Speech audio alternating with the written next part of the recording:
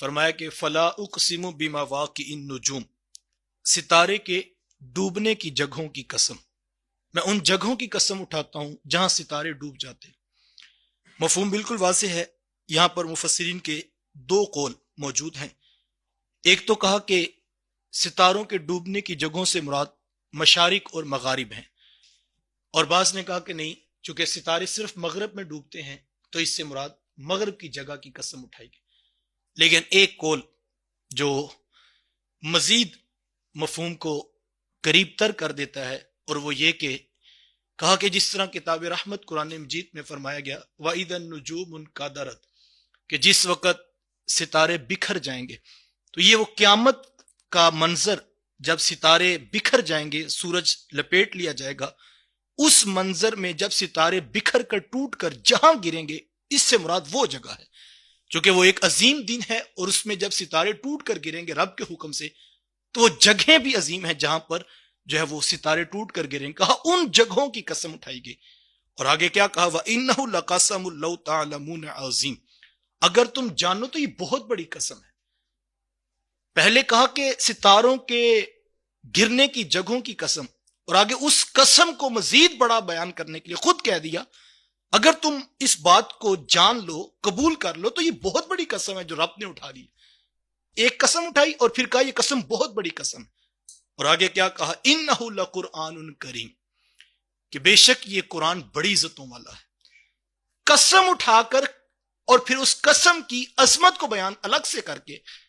مضمون کیا بیان کیا کہ انہ لقرآن کریم، یہ بڑی عزتوں والا قرآن ہے جو ہم نے تمہیں دیا۔ یہاں مفسرین نے سوال اٹھایا کہ یہاں پر قسم اٹھا کر قرآن کی عزت اور عظمت کو کیوں بیان کیا گیا؟ کہا اس سے پیچھے کتاب رحمت قرآن مجید کی حقانیت کو منوانے کے لیے جب کفار مکہ اس بات کا انکار کرتے تھے اور وہ یہ کہتے تھے کہ معاذ اللہ یہ حضور علیہ السلام کا من گھڑت ہے، اور جو ہے وہ یہ ایک جادوگر کا کلام ہے، یہ ایک کاہن کی باتیں ہیں، کوئی کہتا تھا اساطیر الاولین، یہ پہلے گزرے لوگوں کی صرف کہانیاں ہیں جو بیان کر دی ہیں،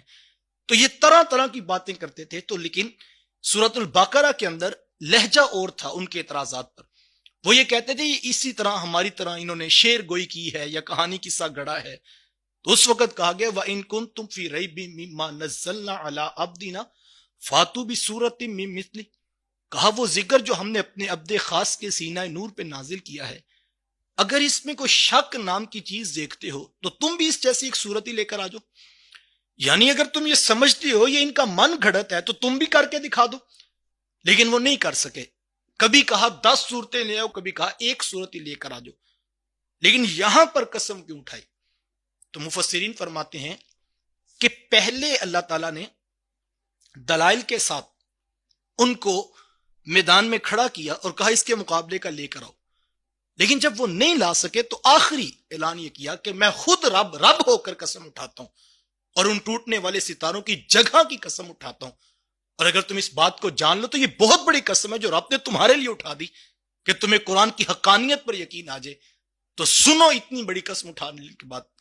رب کیا فرماتا ہے انہ لقرآن کریم، یہ بڑی عزتوں والا قرآن ہے جو ہم نے تمہیں عطا کیا ہے، فی کتاب مکنون، یہ کتاب کے اندر محفوظ ہے، لوح محفوظ میں کتاب رحمت قرآن مجید پوری طرح محفوظ کر دیں گے۔